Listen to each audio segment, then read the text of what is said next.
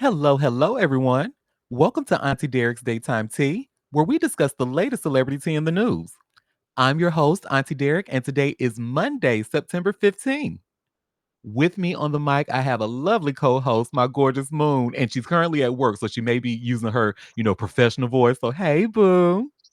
Hey, good morning. Good morning. I hope you are having a fabulous day and not working too hard, honey. Child, it's just a little bit of time and then I'm out of here. I know that's right. Well, I think we got it was some quite some a few things that happened over the weekend, and we have some good tea to talk about. So let's go Oh, ahead and jump right in. tea time. Hey, shout out to Yes. Chill. Shout out to Shout Chill. out to Chill. Now, I first, y'all know I like to start with the latest piece of Diddy news, whatever's about Diddy that we haven't gone over, because I like to, cover the ins and outs of him, honey. Ooh, that don't sound right. Not when it comes to Diddy. Mm-mm. But anyway, but I just shared this hot new hip hop article, and y'all see where it says Diddy accuses NBC of knowingly rushing documentary about him in defamation case. Oh, So Diddy is still trying to get out of his federal conviction on transportation to engage in prostitution charges, and that's far from his only legal battle. Elsewhere, he continues to pursue a $100 million defamation lawsuit against NBC Universal and Peacock for the release of Diddy, the Making of a Bad Boy documentary. For those unaware, Sean Diddy Combs accused the team behind this film of falsely connecting him to accusations of sex trafficking of minors and extortion via hidden cameras.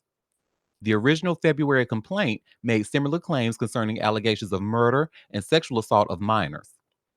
Furthermore, the Bad Boy mogul and his legal team argued that the documentary allegedly impacted public opinion before his trial's verdict and tarnished his reputation.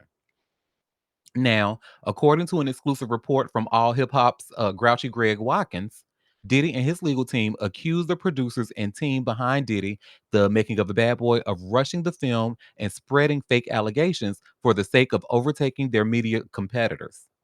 Specifically, the filing reportedly includes a report statement from Ample Entertainment co founder Ari Mark to the Hollywood Reporter, which attorneys claim proves this pressure. It's really competitive, and I think that is why it wasn't enough to be fast. It was also necessary to be distinct, Mark reportedly expressed.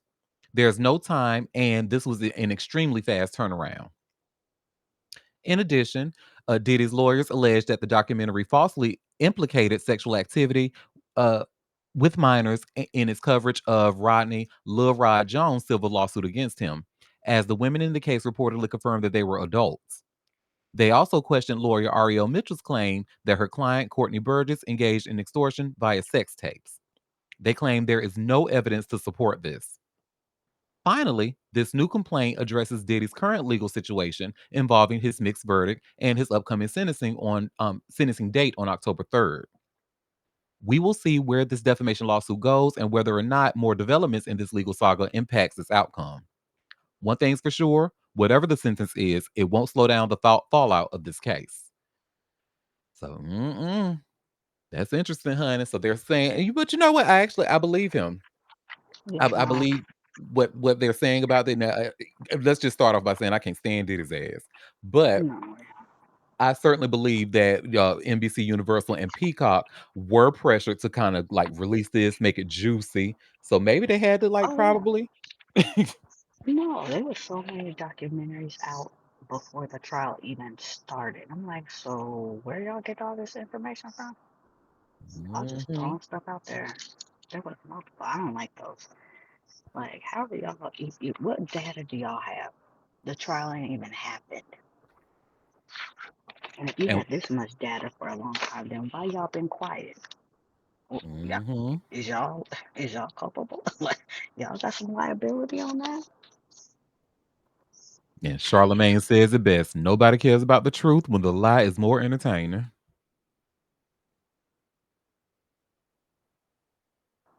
Exactly. Rumors and lies spread like wildfire very quickly. The truth is by the wayside. Don't nobody care about that. You're right.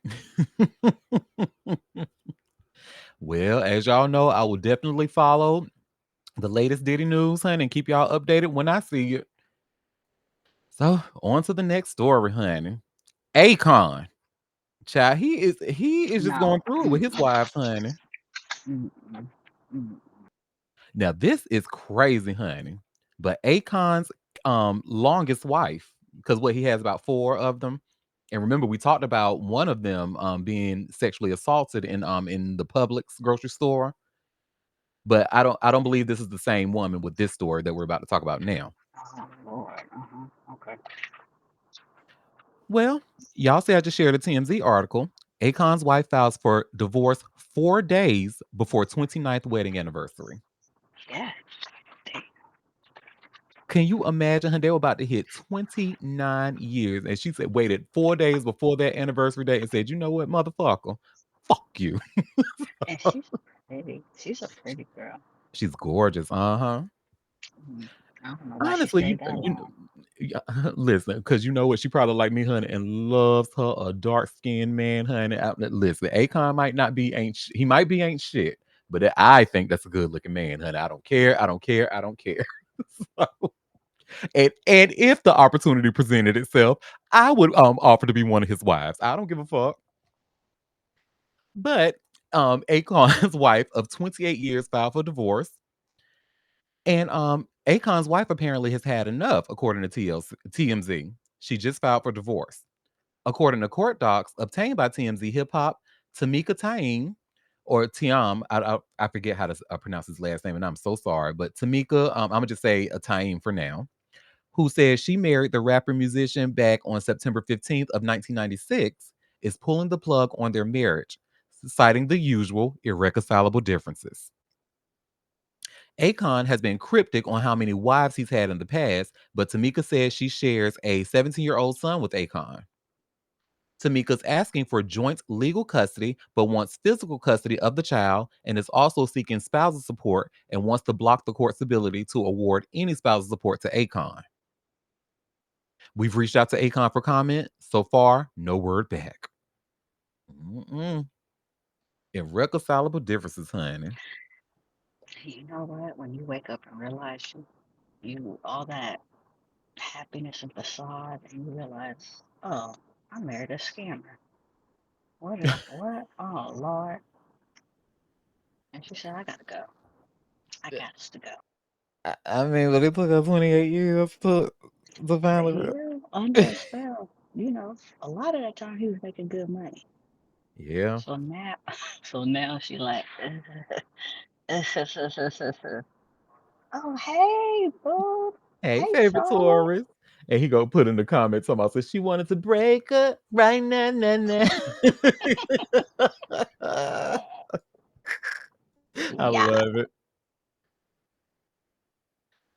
Well, child, that's well, I guess we'll follow out. I see, and my thing is though, I think I have. I don't know though. It might not get messy, but I think it might be a little bit messy only because of this section right here that says that she's asking for joint legal custody of their 17-year-old son, by the way.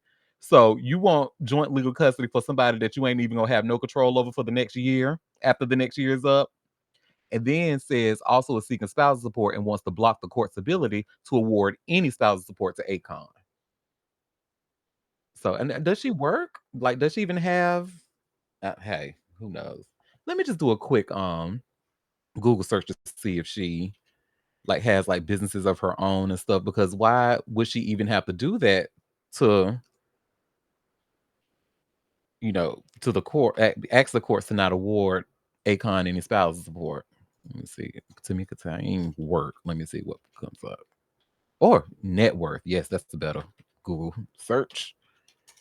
Net worth. Also, do y'all see how I'm using Google and not Gemini or Chat GPT? Because those are not search engines. That is artificial intelligence. Anyway, let me see. Let me see. Let me see. Let me see. Let me Go see. ahead, favorite Taurus. Auntie's not paying attention. Go ahead. I wasn't. I'm sorry, boo. Well, good morning to everyone.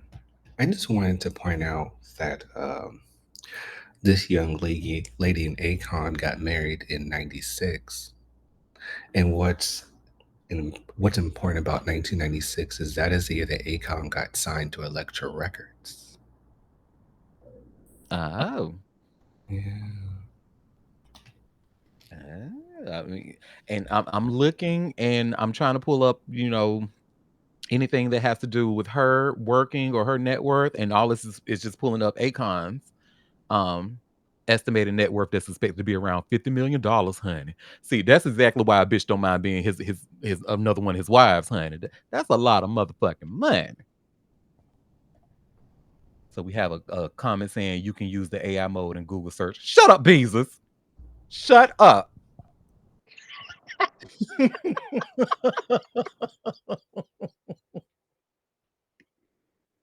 Did Well, nobody ask you that? okay. That's what them Capricorns do, honey. They always want to put a gotcha on your ass, honey. Leave it alone. Well, our next story, y'all. So remember we talked what was it, Thursday, I believe, when we talked about Matthew Dowd being fired from MSNBC? Yeah. Well, What's up? he reacted to it. And I'm actually going to do this like this in two parts because this first one is about, and I hate to have to talk about Charlie Kirk's racist dead ass who's now worm food, but it's in the news. So, hey. Mm-hmm. And I have this TMZ article. And you see where it says MSNBC analyst Matthew Dowd blames right wing for his firing. And I'm like, well, duh. But anyway, so the former MSNBC analyst fired over his controversial Charlie Kirk comments is blaming the right wing mob for his termination while also taking a jab at his ex employer.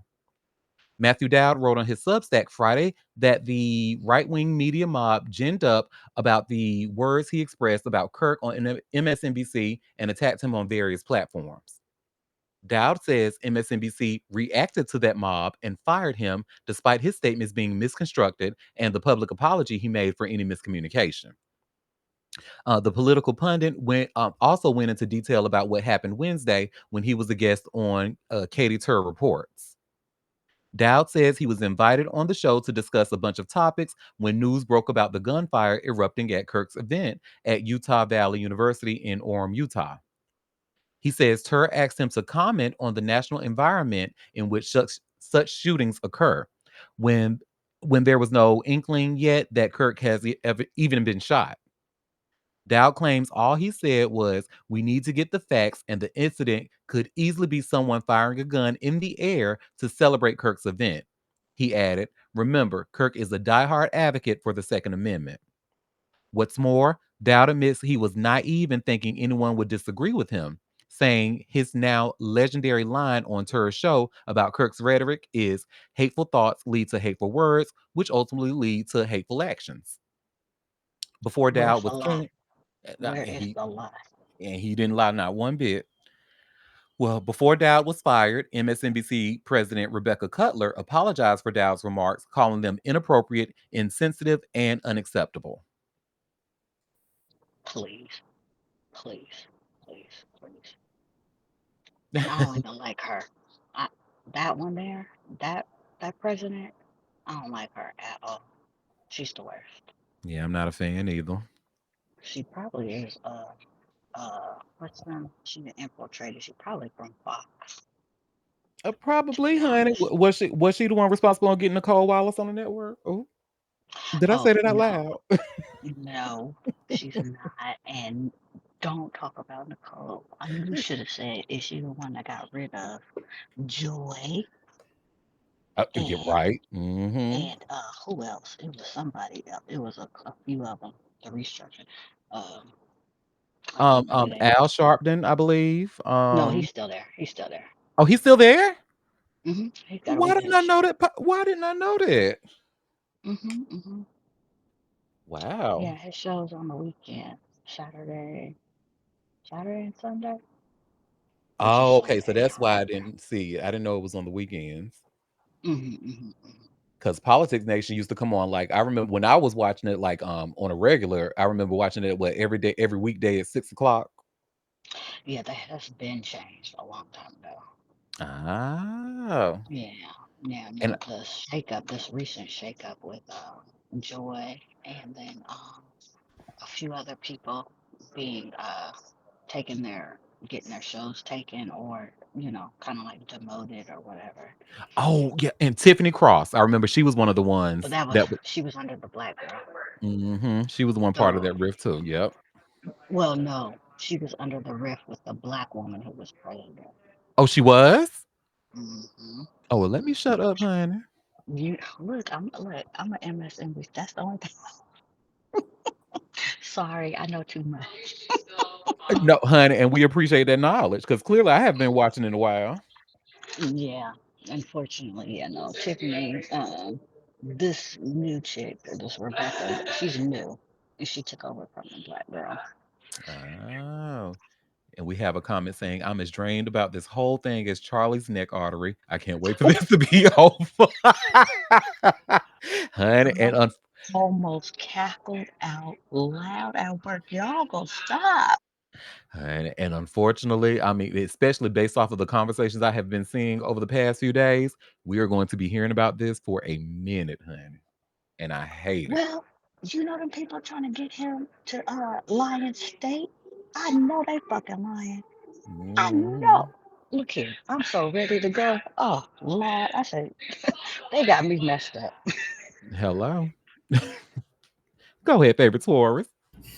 I would like to also encourage the listeners and most people on the panel, like if you do not agree with the demonstration that occurred over the weekend, make sure you utilize social proofing, aka social media, what have you, to identify what companies participated so that you do not patron their business. Because of course it's now Monday and the demonstration ended on last night. So just putting it out there.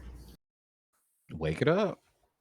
Wake it up. Listen to him. Listen to him, damn it. Don't listen to everything he says except for what he says about Mary J. Blige. That's irrelevant. But everything else he says is 100% accurate. I was sitting here minding my black owned business. I was having a good day. And here you come.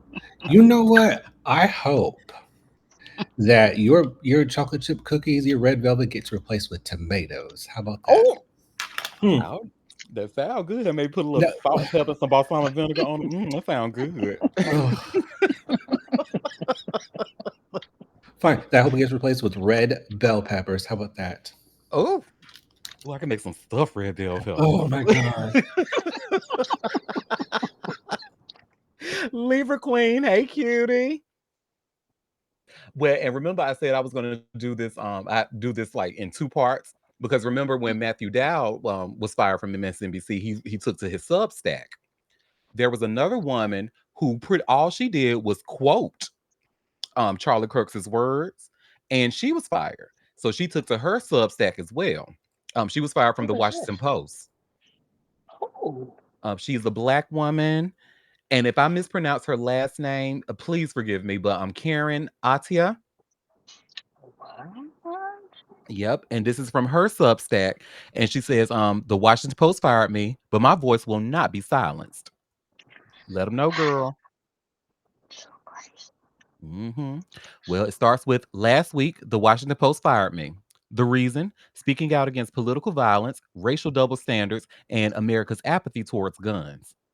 11 years ago, I joined the Post's opinions department with a simple goal: to use journalism in service of people. I believed in using the pen to remember the forgotten, question power, shine light in darkness, and defend democracy. Early in my career, late Washington Post editorial page editor Fred Hyatt told me that opinion journalism is not just about writing the world as it is, but as it should be.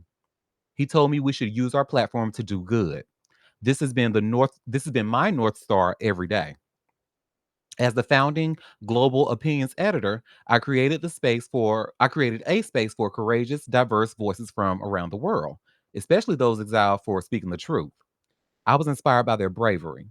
When my writer, global opinions columnist Jamal Khashoggi, was brutally murdered in Saudi Arabia regime agents for his words, I'm sorry, was brutally murdered by Saudi Arabia regime agents for his words, I fought loudly for justice for years.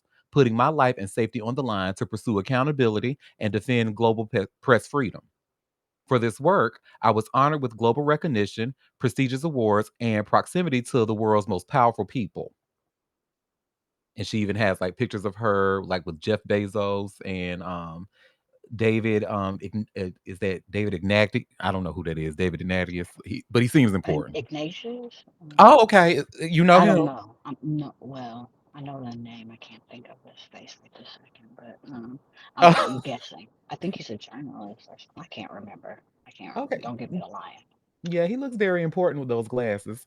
But anyway, What's your favorite tour? oh, go ahead, favorite Taurus.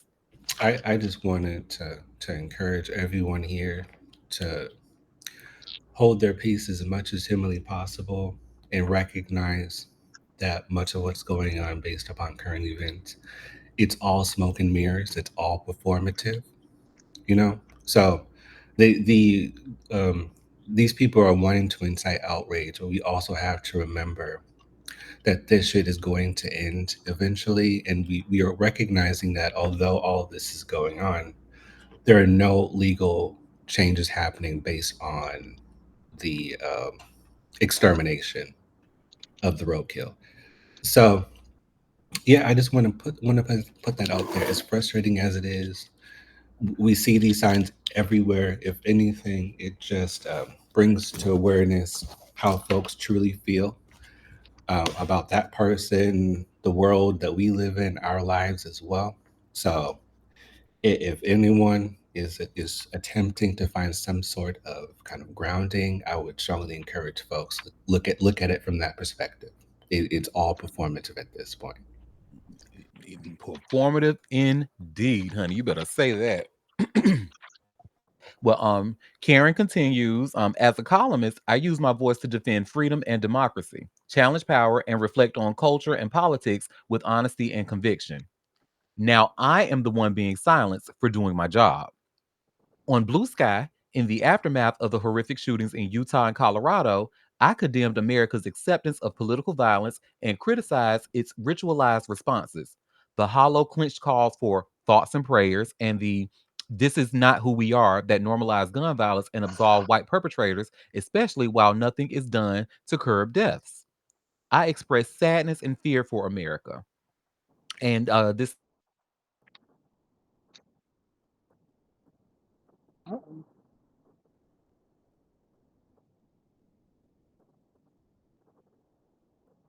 had let's see. hope for gun control and massacred by Auntie, gun violence. Not, I'm you, sorry. Auntie, you had a you went out for about 10 seconds, 10, 15 seconds. Oh, thank you. Yeah, because this is important. I want people to hear what she had to say. So she posted this on Blue Sky and she said, I wish I had hope for gun control and that I could believe political violence has no place in this country. But we live in a country that accepts white children being massacred by gun violence. Not just accepts, but worships violence. She posted another post saying political violence has no place in this country, but we will also do nothing to curb the availability of guns used to carry out said violence. The denial and empty rhetoric is learned helplessness because the truth is America is sick and there's no cure in sight. And then Mm-hmm. she had another one that says because America, especially white America, is not going to do what it needs to do to get rid of the guns in their country. It will be thoughts and prayers. Violence has no place out of a performance of goodness, not out of the resolve to convince their communities to disarm. And then she said, my mostly wide shared thread was not even about activist Charlie Kirk, who was horribly murdered, but about the political assassinations of Minnesota lawmaker Melissa Hortman and her husband and her dog. I pointed to the familiar pattern of America shrugging off gun deaths and giving compassion for white men who commit and espouse political violence. This cycle has been documented for years. Nothing I said was new or false or disparaging. It is descriptive and supported by data. Mm-hmm. She said, I did my journalistic duty, reminding people that despite President Trump's partisan rushes to judgment, no suspect or motive had been identified in the killing of Charlie Kirk, exercising restraint even as I condemned hatred and violence.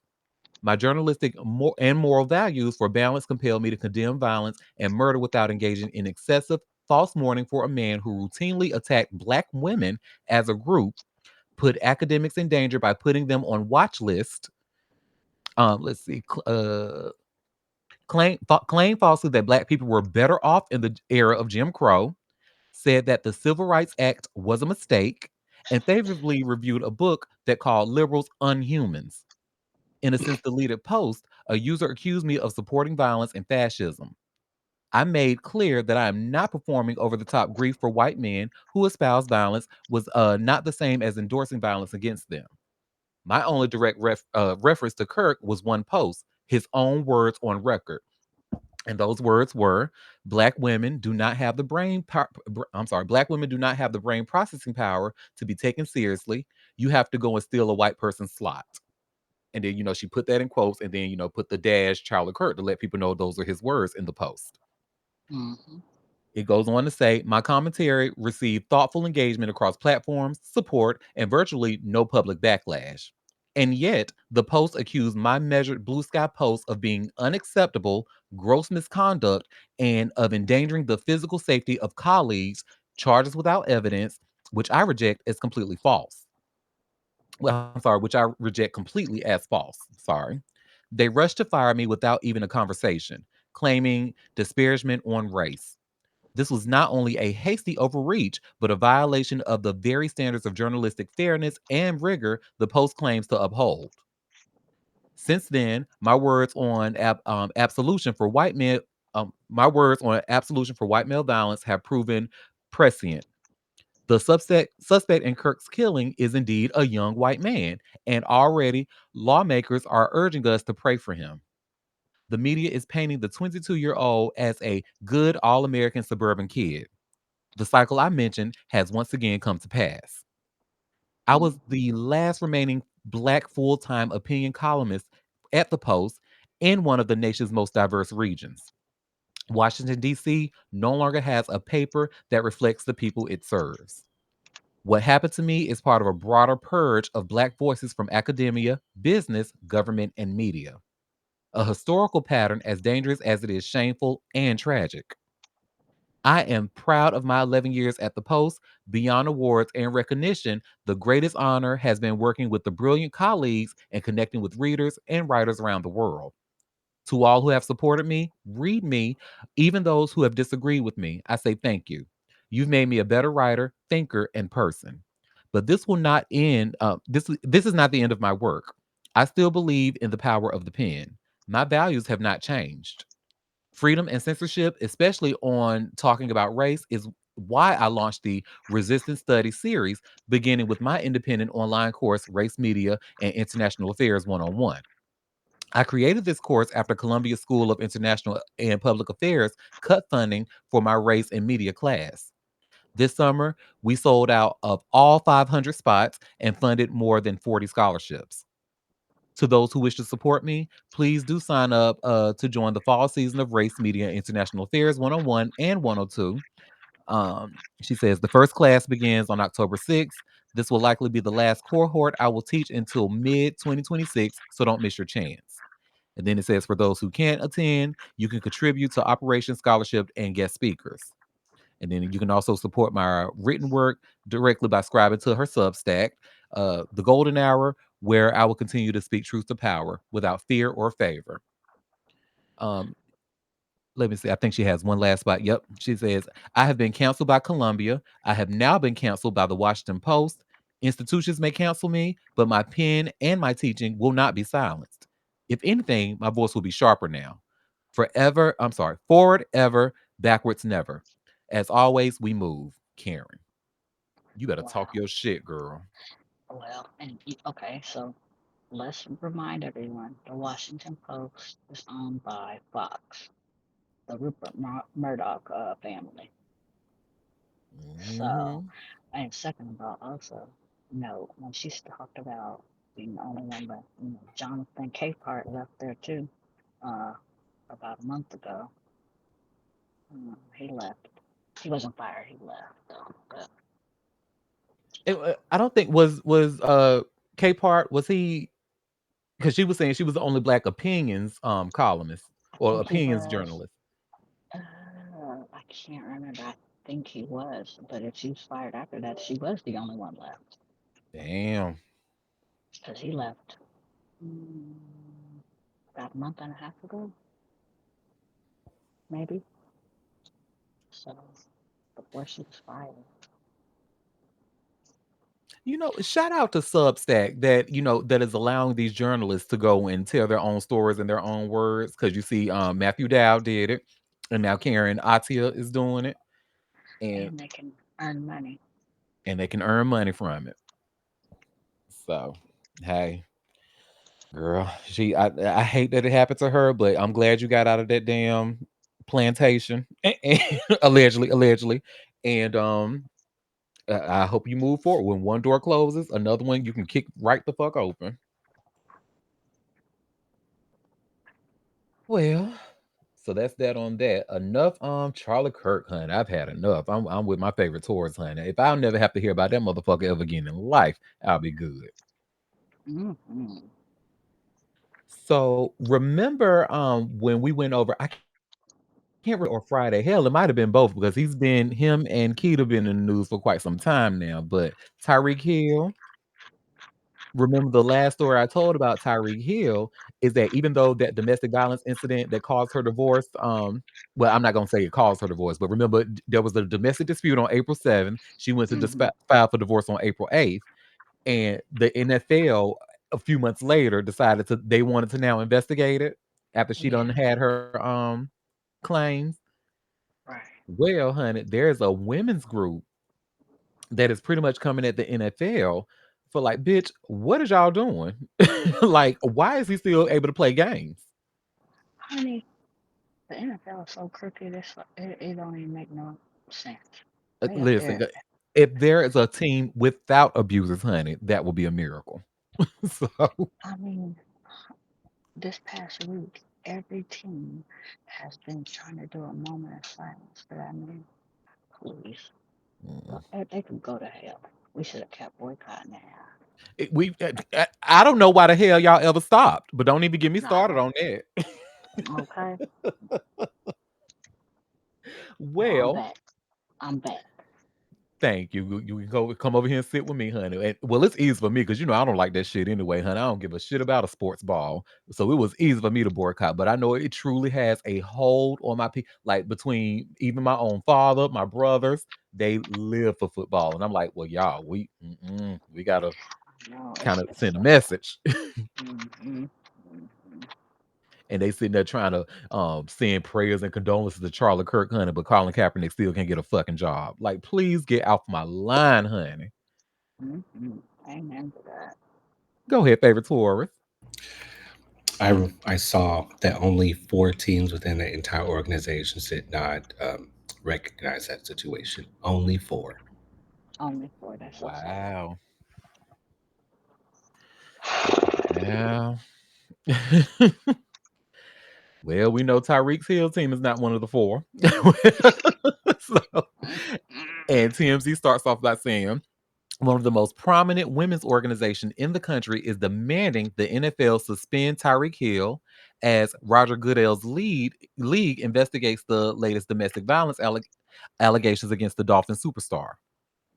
National Organization for Women president Kim Villanueva told TMZ Sports this week that she is livid that despite Keita Vaccaro's claims against Hill, the Miami wide receiver will still be allowed to suit up, or he still was allowed to suit up against the New England Patriots yesterday, Sunday. Tyreek Hill should not be playing while these charges are being investigated, Villanueva said. The NFL itself proudly proclaims that 47% of the NFL audience is women, and women are watching to see where the league stands today. Roger Goodell needs to say it loud and clear. The NFL has a zero tolerance policy when it comes to domestic violence.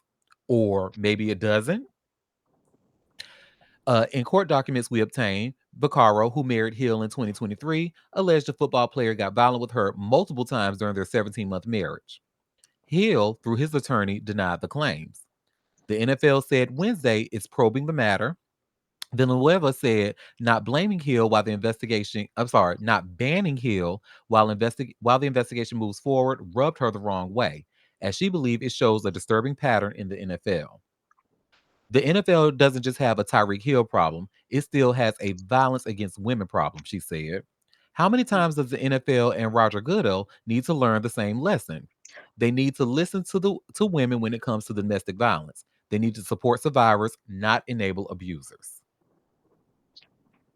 I mean, she right, but I mean, what you expect? Like they have. I feel like they've shown us who they were ages ago. Like, Mm. and keep in mind, even me, because correct me if I'm wrong, y'all, because y'all know I'm not really a sports ball watcher. But when that who was it? Was it Ray Rice? Which one had that the child of his mother killed? Was it Ray Rice? Oh no, don't say Caruth, Ray Caruth. Ray Caruth. Thank you. I'm sorry, Ray Rice. I'm sorry. You didn't kill nobody. You just beat him. But Ray Caruth. And remember, if I remember correctly, I still even remember like a short period after that, like they were still supporting him, and he was still able to play games and stuff like that. Because I was just like, wait, wasn't he just suspected of like orchestrating to kill his child's mother, and y'all still got him playing in this game? And that was back when I was in what, high school. So I mean, When I talk about riveting court TV, that was, ooh, that had us glued to the TV, honey. yep. Go ahead, favorite Taurus. Which further extends to what I said weeks ago. Like there has to be a correlation between these legal entities and certain sports organizations because the way that they're able to get away with stuff. On top of that, like the majority of the time, these players are not seen as people; they're seen as investments. So they're essentially dehumanized in order to entertain certain demographics of people under the guise of being a sport for the masses. So just putting that out there. Well, baby, when everybody's ready to boycott that organization, honey, y'all can come over here and sit with me when y'all ready. Cause I been had this shit off. I don't. Well, again, it's easy for me because I don't give a shit about it. So go ahead, favorite Taurus. Well, those who are wanting to boycott, I would advise against sitting with Auntie because like, he'll have you watching underneath the mattress that And terrible, will. horrible show, and I'm not sure you want to put your. You might as well engage in Chinese torture. That's all I have to say. Thank you. Oh, well, hey, if Chinese torture is as good as Beyond the Gates, baby, sign me up, honey. Torture me, honey. And that we'll be watching both Beyond the Gates and Tubi over here in this corner. Well, Hilarious. we'll see what's gonna come of this, honey. I'm sure this. Yeah. I'm glad if you're gonna be a women's organization, honey, do the work. Like, and she's doing the work, and she's talking, and I like it. But I don't know who this woman is, but and honestly, I've never heard of this organization. But again, I'm glad they're speaking out. Well, speaking of speaking out, honey, Kanye West, and again, apologies in advance, y'all. Oh, Lord. So remember, we just talked on Thursday about his ass. They finally said that he is required to come into court for a deposition. Mhm. So I have this and to be honest, I don't know if this is an update from that case or from a different one because he got like a bunch of shit against him at the moment. But I have this link from Hot New Hip Hop, and you all should see where it says Kanye West ordered to pay $76,000 in legal fees to ex-employee amid Yeezy harassment lawsuit. Being a fucking creep. It'll cost you. Mhm. Mhm. Well, the Jane Doe who filed a lawsuit against Kanye West after claiming he subjected her to anti Semitic remarks, sexual harassment, and retaliation took a bit of a legal win after West's unsuccessful attempt at having the suit dismissed. As first reported by Rolling Stone, a California judge ordered West to pay $76,245 in legal fees. Mm. West attempted to have the suit dismissed on free speech grounds, but the judge called it frivolous. We certainly do think there are very interesting First Amendment issues that could lead to additional appeals. Andrew Cherkasky, Kanye West's lawyer, said at the end of the hearing. At this point, we intend to aggressively move along with litigation. Los Angeles, Los Angeles County Judge Nicholas F. Daum reviewed the original judge's decision and agreed that West's team made a frivolous motion. He also referred to it as a baseless stalling tactic. The anonymous woman sued Kanye West in February. Her initial complaint accused West of anti Semitism, discriminatory practices, and humiliation. West allegedly referred to himself as Hitler, sent nude photos of another woman, and forced her to work on West's Yeezy porn idea, which she did not want to do. Uh, West's lawyers dubbed the experience a provocative creative environment. West first attempted to have the suit dismissed in April, which presiding judge Teresa M. Traber described as a move solely intended to cause unnecessary delay. So they see right through his bullshit. Anyway, the lawsuit is one of several ongoing cases for Kanye West. His former assistant, Lauren Pisciata, accused him of sex trafficking, sexual assault, sexual battery, stalking, and several other things. Additionally, others have sued him over sample clearances, controversies pertaining to the now defunct Donda Academy, and other scandals. Ye waged a relentless and deliberate campaign of anti Semitism and misogyny against my client, J. Doe's attorney, Carney Sherigan.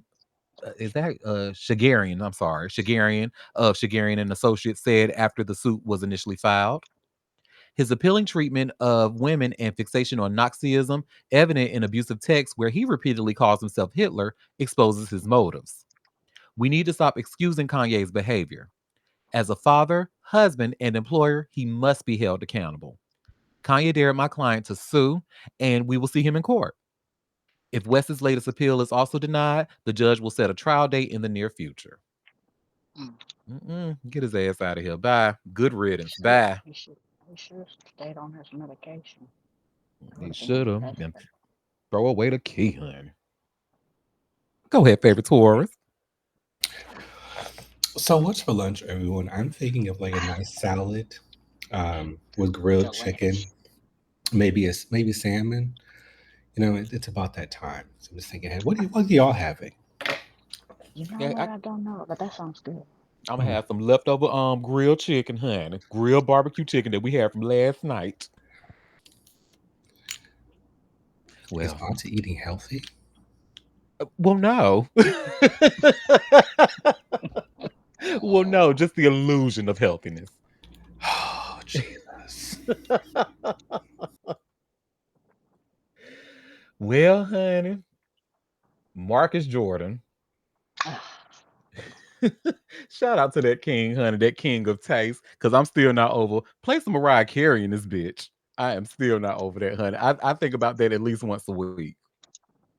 That poor baby. He is such an embarrassment to the family. Lord have mercy.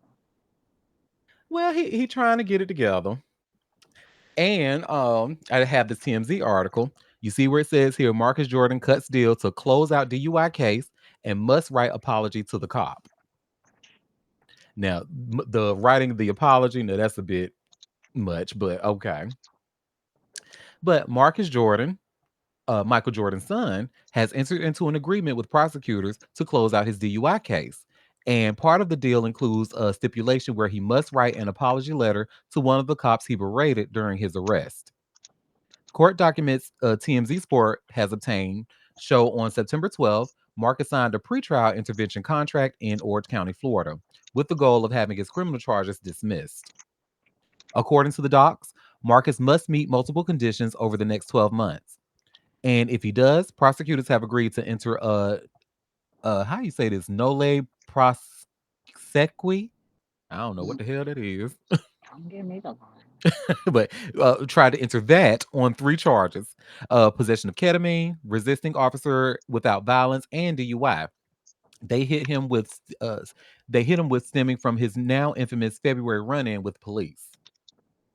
Marcus must submit to random drug testing, make a $1,000 donation, have an interlock device put on his car, complete 50 hours of community service, and among other conditions, he must pen a 250-word "I'm sorry" letter to his arresting officer. Girl. The case, of course, was opened against Marcus after he was accused of drunkenly getting his Lamborghini SUV truck on some train tracks during a February night out in Maitland, Florida. During his arrest, police showed Marcus name dropped his famous father in an apparent effort to get out of trouble. Before cops said he acted like a jerk throughout his time in custody. Play some Mariah Carey in this bitch. Marcus has only briefly addressed the incident publicly, though he said multiple times in the wake of the arrest he's gotten sober. Okay.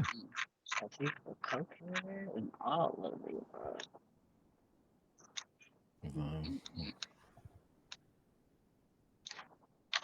Well, that's that on that, honey. And you know what? In his honor, we will play some Mariah Carey in this bitch. Nothing from that new album. Though. I don't want to hear that. I'm sorry. Now, I love Lambs. Y'all gonna get at me, and I understand. But everything that I've heard so far from this upcoming new album, mm-mm, mm-mm.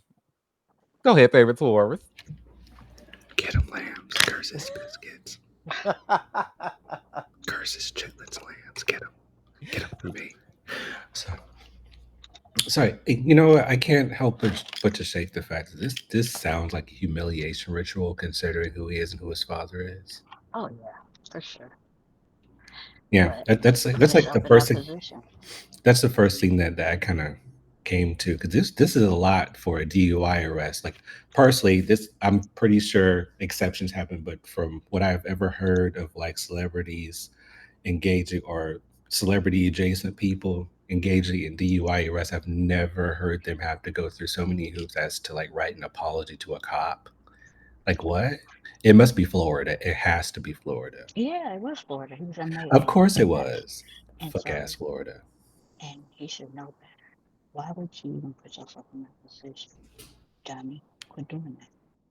Now you done made it so that they can do whatever they want to you. So you look at it and kill you out there. Because Maitland is very, very white.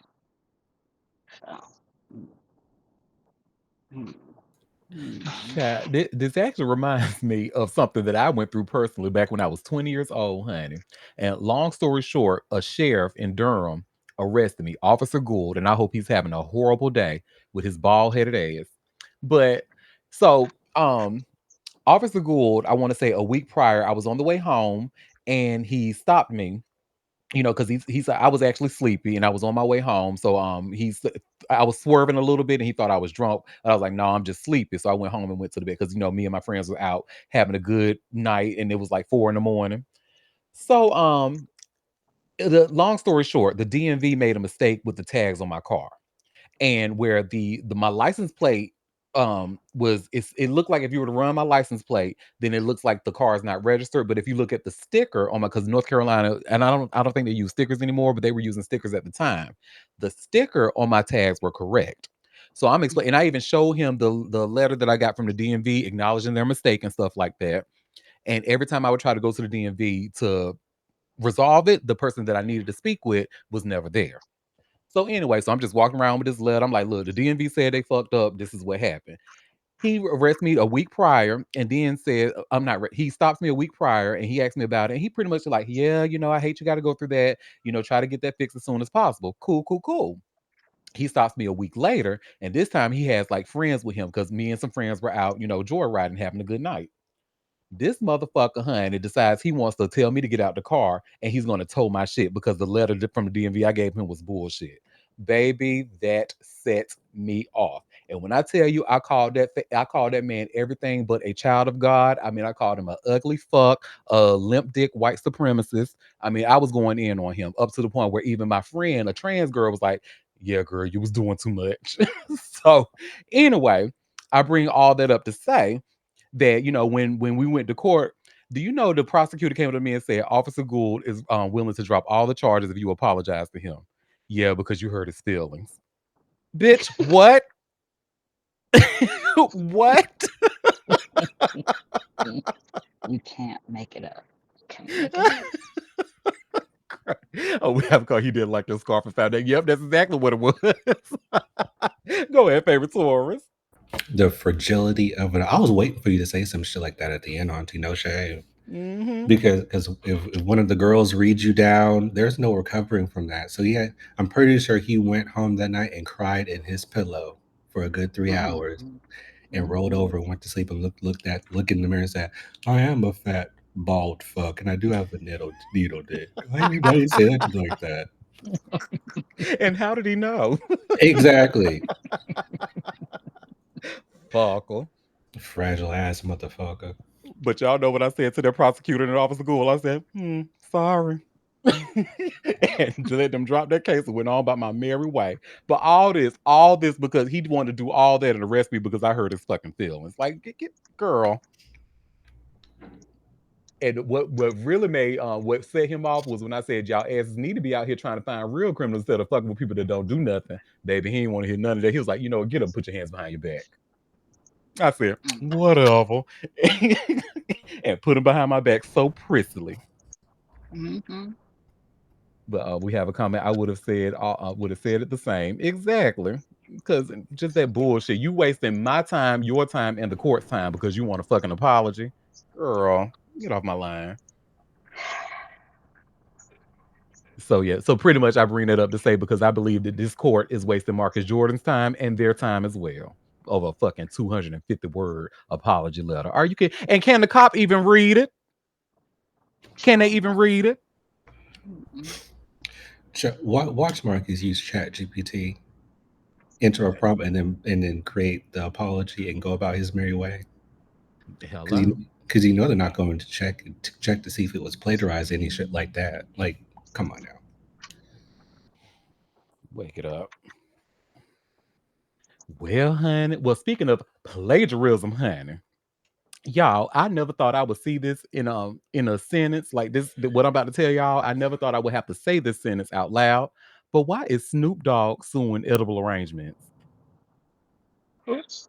Wait, say that again. Snoop Dogg, SNOOPDO double Z, is suing Edible Arrangements, honey. And you will never guess why. Never mind. They said that they stole, Snoop Dogg said that they stole the word swizzle.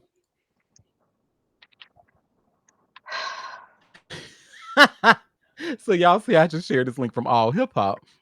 And you see the headline exclusive. Snoop Dogg at war with Edible Arrangements says they stole swizzle slang. So Snoop Dogg's Trump supporting ass is locked in a federal courtroom clash with Edible Arrangements over a single word, swizzle, which now threatens the future of his ice cream brand. The hip hop icon's dessert venture, Boss Lady Foods LLC, has filed a lawsuit in Connecticut accusing Edible Arrangements of trying to push his company out of the frozen treat market by claiming exclusive rights to the term swizzle. The dispute centers on the tropical sherbet swizzle flavor from Snoop Dogg's Dr. Bombay ice cream line, which is sold in major retailers including Walmart and Kroger.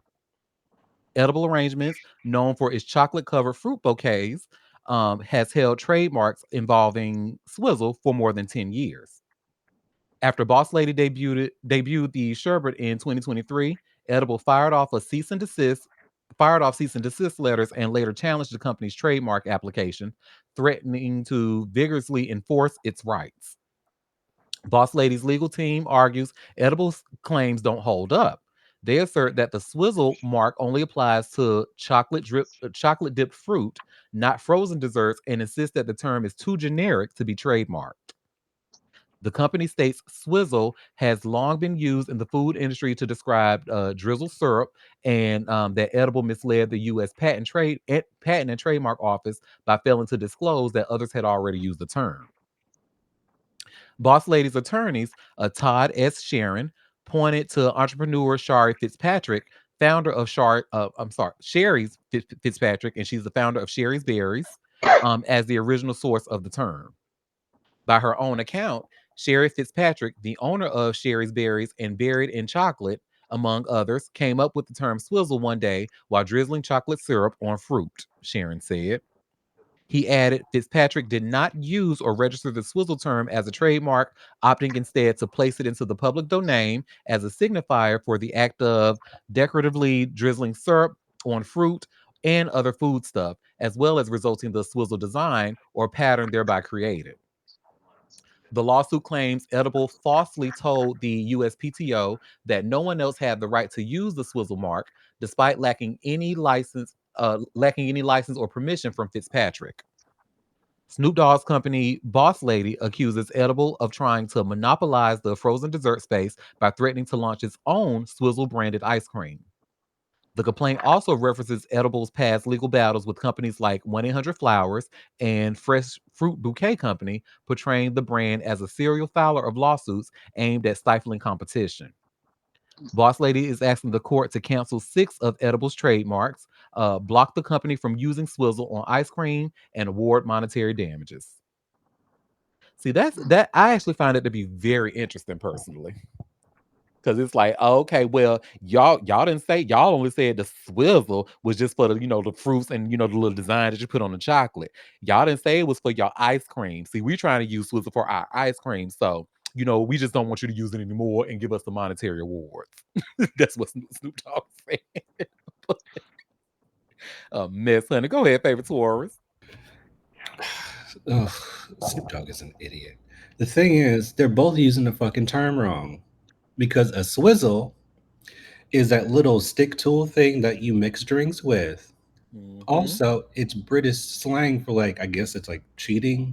Something about cheating. Ain't got nothing to do with ice cream and nothing to do with drizzling desserts. Like what the fuck? Mm-hmm. But he's gonna lose though for sure. Yep, I agree. Well, on to another rapper that we don't care about. Boosie Badass. So here's the rapper that y'all don't care about, and here's one that I'm sure y'all probably don't know about. Has any of you ever heard of Rollo? Rollo the rapper? Mm-mm. Who? Oh. Mm-mm. Well, Rollo and Boosie have actually had a beef that was lasting for a few years. They met up with each other and agreed to kind of knock it off, for the sake of mentoring young boys, da da da da, whatever, whatever. So they both promised to not talk about each other online, but it's looking like they are both reneging on that promise. Because it looks like it started with Rollo talking in an interview about Boosie and how they squashed their beef.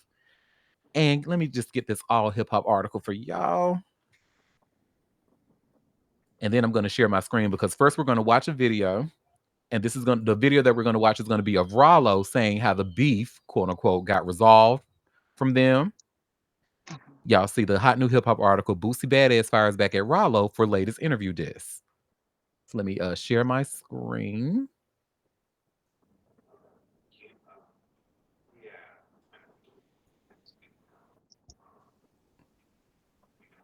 All right, and let me go down to the video.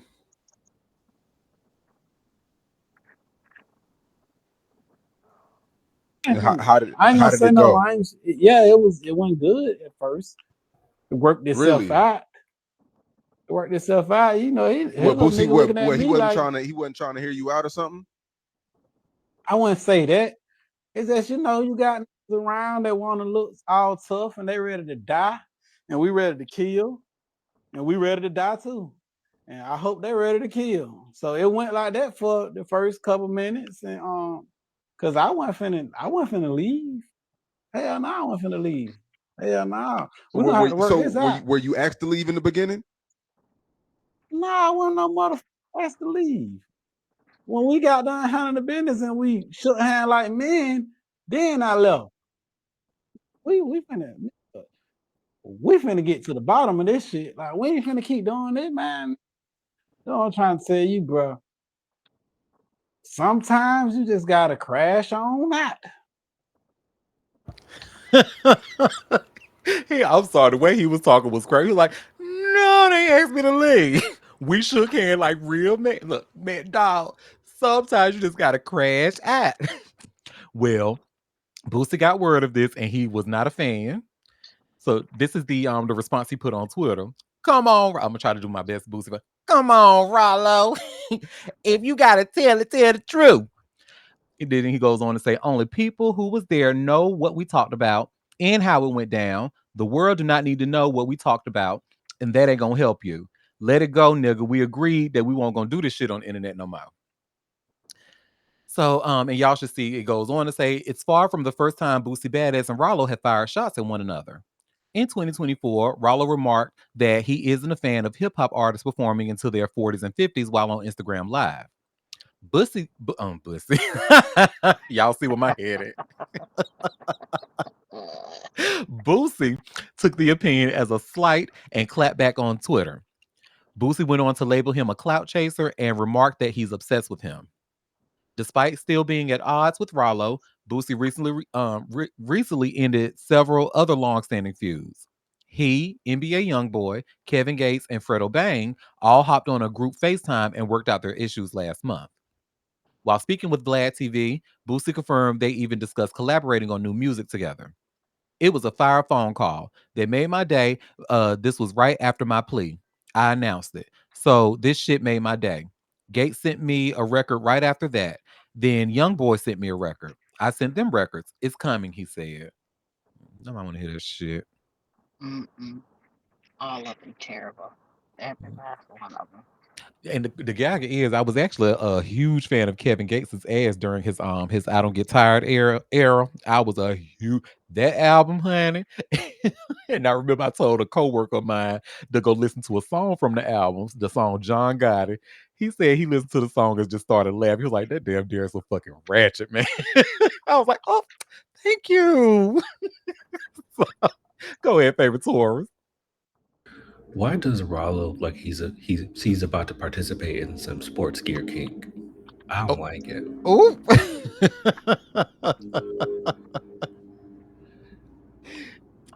What Rashida say? Classy, but getting nasty at the same time. Once I hit the football stands, call it game time. Ow. Well, that's that on that, honey. Here's another thing that I'm sure, and I feel that y'all not gonna care about this because I don't give a shit about it. But again, it's in the news, so let's talk about it. Rick Ross might have him a new girlfriend, y'all. We don't care. Some, We don't care. some little white, and it's some little white girl. We really do not care. To be honest, I don't either. And because I don't care, what I'm going instead of me even reading this story, I'm just going to show the little video they had on Live Bites. Well, no, I'm gonna show this video and then I'm gonna tell you because I thought what Tia Kemp said was funny because somebody actually thought that they got back together and she said, "Hell, the fuck no." She said, "Don't nobody want that fat funky motherfucker." Those are her words, not mine. She on my nerves too. Oh, sorry. So yeah, well, I think that was just the end of the video. This is supposed to be that white girl. Let me see. They have more. This her. Hmm, good for her, I guess. Well, anyway, the month prior, he and Kendrick appeared to lock lips on a yacht, though her identity sparked a lot of confusion at the time.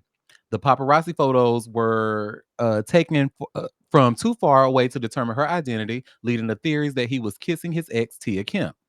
She quickly shut that rumor down, honey, during a heated rant on Instagram Live.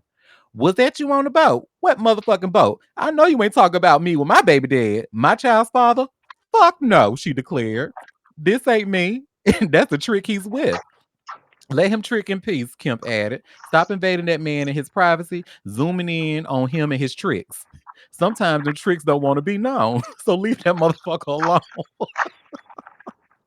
I'm sorry, y'all. She cracks me up. Oh my She god. didn't lie though. She did not lie. She ain't tell not one lie. And somebody we put have a comment. He looks like an oxidized tumor. Ah.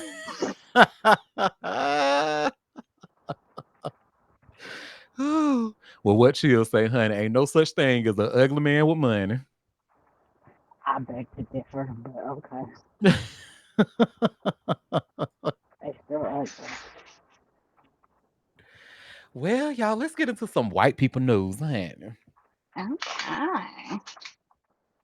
Well, out of curiosity, now see, I've never watched Teen Mom. Were y'all watchers of that show?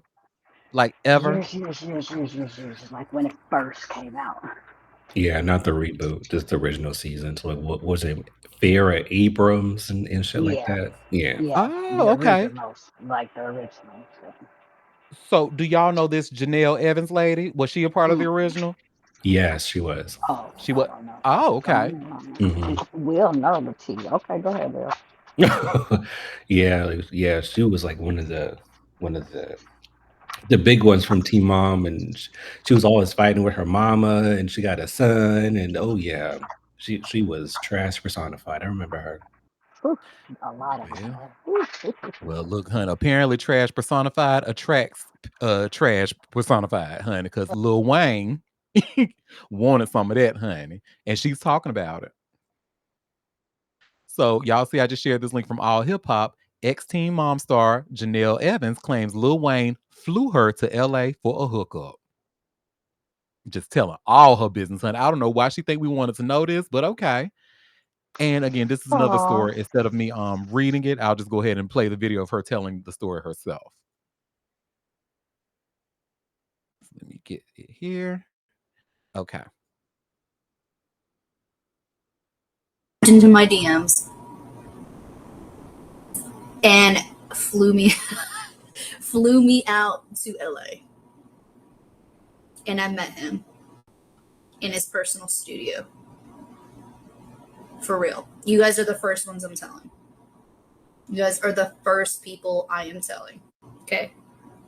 I know Lil you Two, fucking lying. Turn that off. Turn it off. right? I just saw the video. I know Be you fucking lying. mine. I said, say no more, King. I mean, if you know what I know about Lil Wayne, honey, this this is actually on brand for him. On brand. He probably ate that white coochie, honey, to the gristle, honey, because that's what he likes. To allegedly, allegedly. So, but yeah, that was pretty much that on that, honey. Just telling all her bit. Do you think I'm gonna just tell y'all now? If somebody like Lil Wayne or if any other rap star was in my inbox, do you think I would be telling y'all on the internet? Absolutely Yes. the fuck I would not actually ever. Like, no. Go ahead, favorite Taurus. So if anyone's familiar with IGDMs, does it ever show like the year? Honey, you asking the wrong bitch. Okay, because that was my first question. Like, okay, if we're utilizing context clues of Teen Mom and her and Lil Wayne, I'm That hoping she crossed was my mind. I'm hoping she was of age at the time, but But of come on, course, please. Did you see her face? Like, there's plenty of problems with a lot of this going on. oh Jesus. A lot. So she probably was underage. Hmm. Okay, that's all. Allegedly. Let me throw that out there. Allegedly. But come on. There's a lot going on. Okay, and Will, to answer your question, I actually opened up my Instagram app on the phone because I wanted to see. So as I'm looking, I just looked at one of my messages in the inbox. I don't see a year, and I'm gonna continue. A day like during throughout the day. I'm gonna because oh no, it doesn't show because now I'm in last year. It doesn't show the year at all. Interesting. Ah, there you go. Mm, And one thing that y'all didn't see in the video, this is why I kind of believe it's like, maybe she kind of embellishing a little bit because the last message he says, like, send me your number. And it doesn't look like she sent him anything after that. He didn't send her number, but she said that we started texting. How did you texting? Because I didn't see the next message. It looked like it was just like blank where you didn't send anything to him. But now y'all texting. How did you get the number? How did he get your number? I don't know. This is straight people business. Go ahead, favorite Taurus. No, it it's could have, not. based on the year, it could have been like a vanish mode message because they do that as well. Oh, Mhm. But you was it what? Depending on what year that came out, was there vanish Right. mode then? Right. So we're playing Harriet the Spy right now. So Mm, yeah, it's but I rather don't want to. interesting. I don't want to know because two insects together, whatever. Let them be.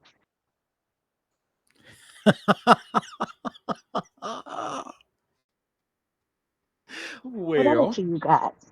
okay. Well, isn't that this is my last piece of white people news of the day, I promise. But let me get it here. That y'all know that Instagram famous cop.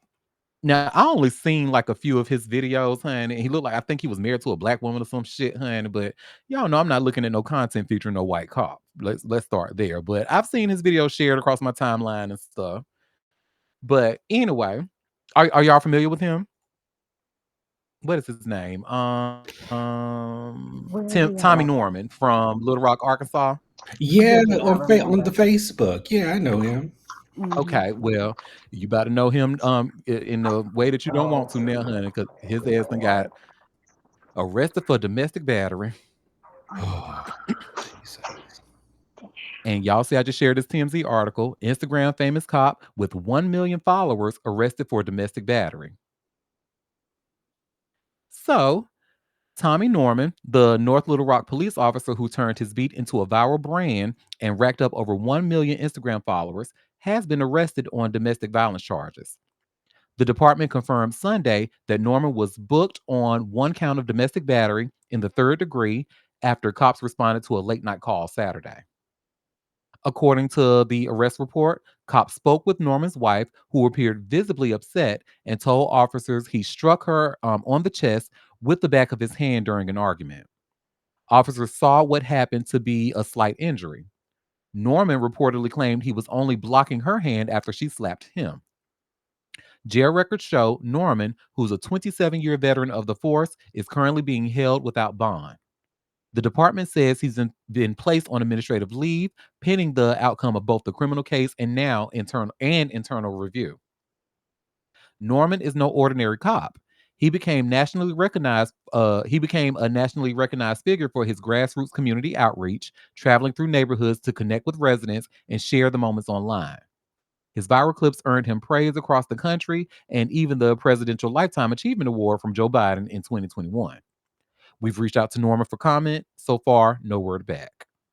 Mm, I mean, this, yep, he's married to a black woman. I knew I went crazy. I knew I remember seeing that something about him being black and then him going around in the community acting like he's this and that.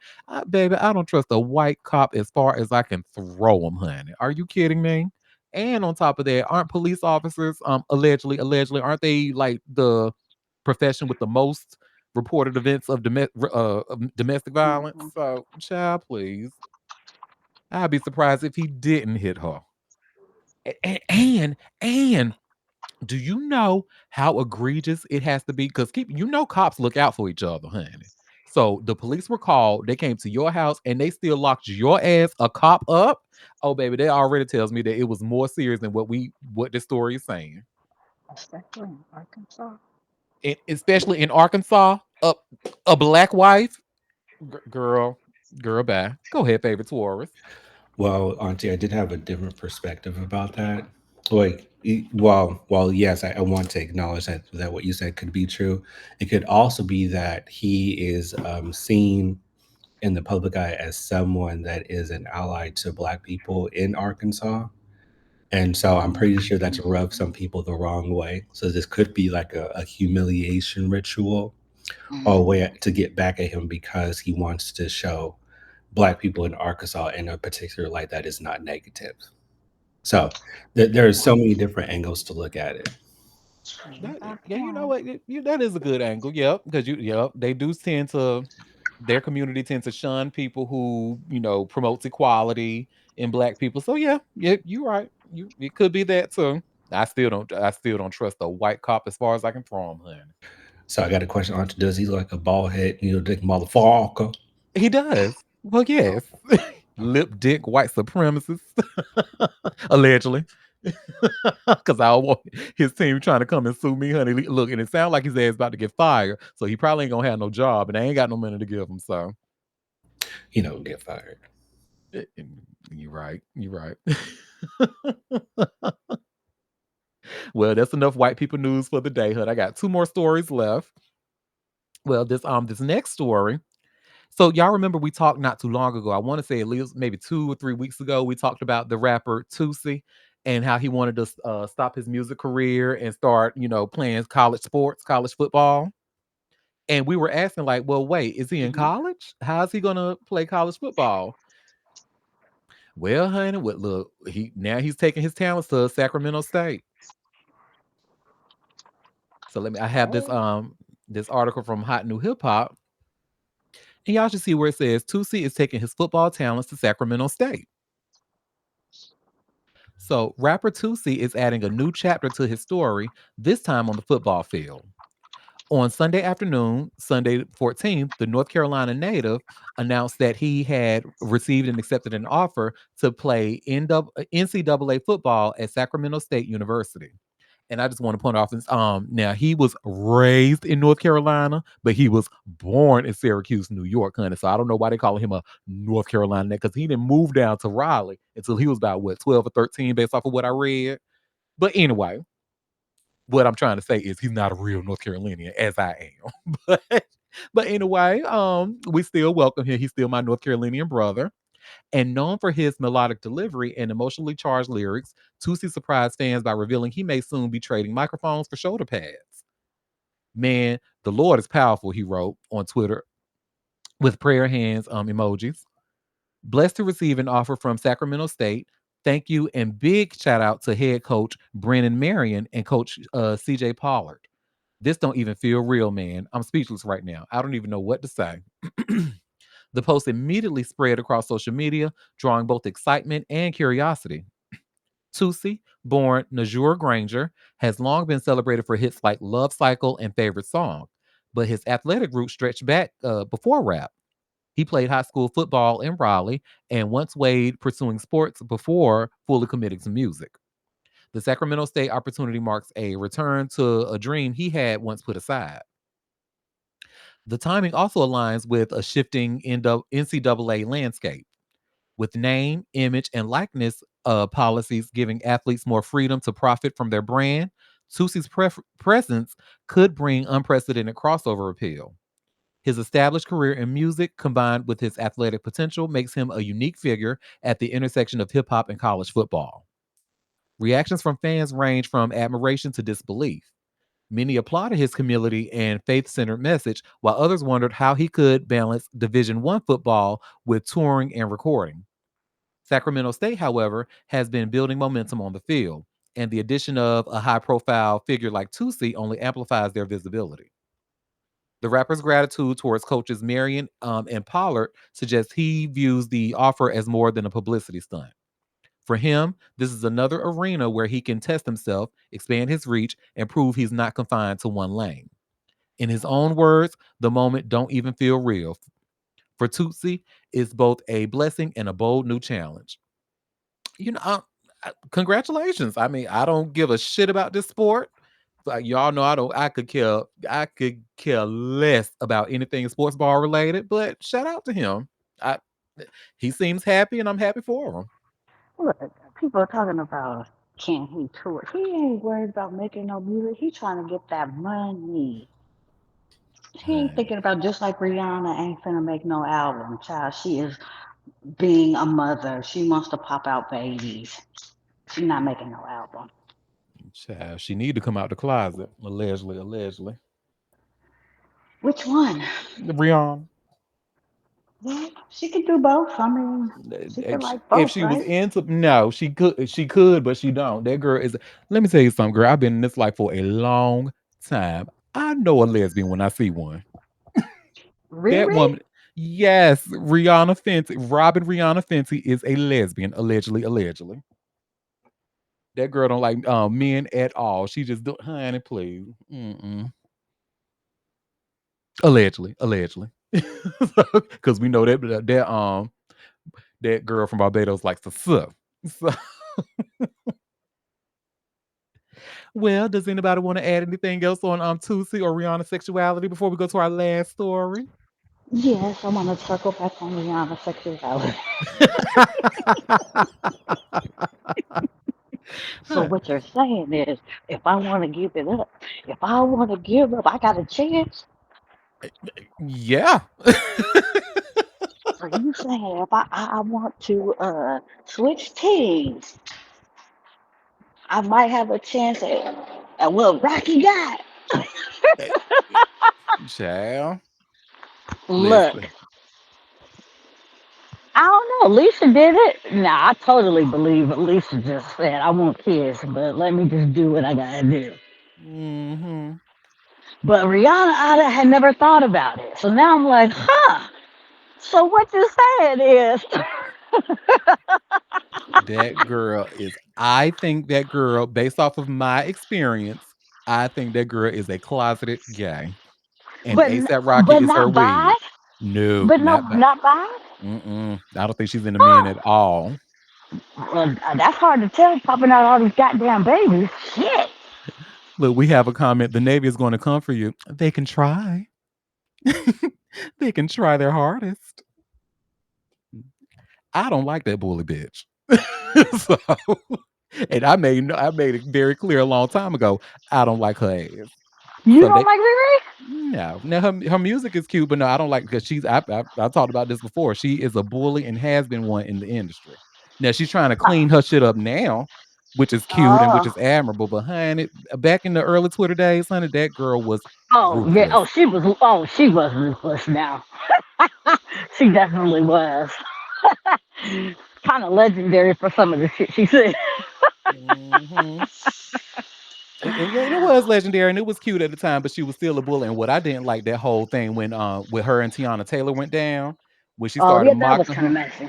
Yes, Yeah. and Tiana lost her endorsement with Reebok because of that shit. When Rihanna was the one who started it. So no, That's too no, I don't bad. like that bully Caribbean girl. No. Oh. So with her dyking out. That was mean. Derek, stop. Child. Well, this last story, y'all, I have is actually not celebrity news, but I actually saw this on when I was watching Good Morning America last week. And I saw the art and I saw Jason Lee actually wrote an article about it. So I'm like, you know what? This is a good thing to talk about because I know I was unfamiliar with this. I'm one of the people who do this, but are y'all aware of what doom scrolling is? Yes. Oh, uh-huh. Well, for those who don't know, doom scrolling is when you take your phone with you into the bathroom, you have a seat on the toilet, and you stay there for a while. So we're actually learning that we should not be doing this. And I have this link from Hot New Hip Hop from Hollywood Unlocked, and you see where it says new study suggests doom scrolling on your phone while sitting on the toilet raises health risks like painful, itchy hemorrhoids. So, a new study is suggesting that doom scrolling, defined as persistent and excessive reading of large quantities of user generated content or news online on your phone while sitting on the toilet, can raise health risks like painful and itchy hemorrhoids and more. After reviewing colonoscopy findings, researchers are advising against turning the bathroom into a scrolling break. A new study published on September 3rd in the journal PLOS1 is suggesting that endless scrolling on the toilet could raise risk of hemorrhoids by nearly 50%. Several researchers at Beth Israel Deaconess Medical Center in Boston, Massachusetts, discovered that adults who doom scroll while sitting on the toilet have a 46% higher risk of developing painful and itchy hemorrhoids. This was after adjusting for age, sex, BMI, exercise activity, straining, and fiber intake of the study participants. Thus, this means that the risk remains regardless of these factors. These risk remains regardless of these factors of age, sex, BMI, fiber intake, exercise routine, etc. The study was conducted and completed by a total of 125 adult participants. Of the participants, 66% admitted to using their phones on the toilet. Those who use their phone on the toilet spent significantly more time there than those who did not. 37.3% of phone users spent more than 5 minutes per visit on the toilet, compared to 7.1 of non-phone users. Younger adults, particularly those in their 40s and 50s, were more prone to the habit of bringing their phones to the toilet than their counterparts over 60.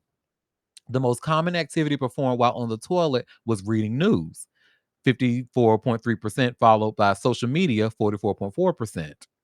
By the end of the study, 43% of the participants had hemorrhoids seen during colonoscopies. Uh, Hemorrhoids are swollen veins in or around the rectum and anus that can cause pain, itching, and bleeding. They often stem from straining due to constipation during bowel movements and defecation and prolonged sitting on the toilet.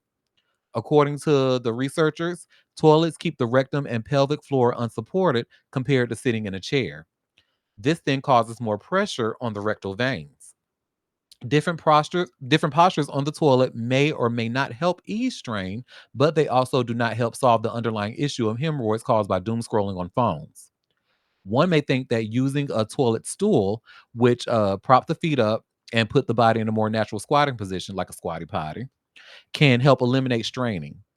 Again, this does not fully eliminate the risk of hemorrhoids, especially stemming from doom scrolling. According to BIDMC, that hospital in Boston, hemorrhoids are among the most frequent gastrointestinal. I'm sure I just butchered that word, but the gastrointestinal complaints in the United States. Furthermore, the study reveals that the health conditions in the third most common outpatient gastrointestinal diagnosis. It spends nearly 4 million people. It sends nearly 4 million people to clinics and emergency rooms per year and costs over $800 million annually in healthcare expenditure. Additionally, more patients seek medical care for hemorrhoids than colon cancer, um, diverticular disease, irritable bowel syndrome, and inflammatory bowel disease. So yeah, that's it. I'm certainly guilty of. It's going to be really really difficult for me to because I just when I go into the bathroom without my phone and I have to sit on my throne, honey, it just don't feel right, and I have my phone. But hey, it is if I it's either that do I want to scroll on my phone or do I want hemorrhoids? So now we down to it. Go ahead, favorite Taurus. I think this is a strong indicator that folks are extremely stressed out and they aren't eating enough fiber. You know, Yes, it, too. it's a broader issue than just doom scrolling. It speaks to a much larger issue at play here. But it's unfortunate, you know. And I'm shocked more people don't use squatty potties because you don't get all the stuff out unless your legs are in a certain position. So I'm still gagged while people just don't subscribe to the squatty potty. Baby, if y'all don't have the squatty potty, or hell, even get like a cheaper knockoff version of a honey, that thing is baby. When I got that, I remember the first, and I think everybody who has gotten a squatty potty remembers the exact first time they used it, honey. That thing was life changing. I was like, oh, I never knew it could be like this. So, and we have a comment saying, get a bidet too. Ain't nobody got no money for no bidet. Go ahead, favorite Taurus. Yes, this is too TMI, but since we're sharing, I remember the first time I got a squatty potty and I used it. I sat on the toilet for 3 minutes in disbelief because I had no idea. It was crazy. It felt insane. I was like, why do I feel so much lighter than usual? And that is why. Baby. Whew, people just don't know. Y'all, again, listen to me and my favorite Taurus, honey. If you do not have any kind of a squatty potty or any type of a stool that, fixes your posture while you're on the toilet, you are missing out. That is a must. And I feel like in every home, because having a bowel movement is very important for the body. And you want to make sure you're doing it right. And you want to clean up because when you do the number two, you still got that little hitch. Like when it's on its way out, you got to make sure you get all of that out too because it could sit there and cause major issues and it causes straining, which causes hemorrhoids. So, yes, testicle health is important across genders. It is indeed, honey. I'm just glad I was one of the lucky ones to, have like a community of elder gays in my life who was able to kind of teach me the way of the gay. And because hemorrhoids was not something that was because I was always told about the importance of fiber, especially as a bottom. So that's just not I mean, it has happened in the past, but that's just not something that happens often to me. Because of I make sure I have plenty of fiber in my diet. So But wait a minute, Auntie, I thought you were. Never mind. you didn't think I thought. No, you didn't. Don't you ever think you thought anything like that? I don't play with my bottom hood. I take my bottom hood very seriously. Well, y'all, that was all the tea that I had for us today. So before we head out, and before I'll go and watch what my favorite tourist likes to call Beyond the Toilet or whatever he calls it. Did any of you have any tea that you want to share? Any tea that I might have missed? Oh, oh, we have a comment. I thought the kitchen was closed.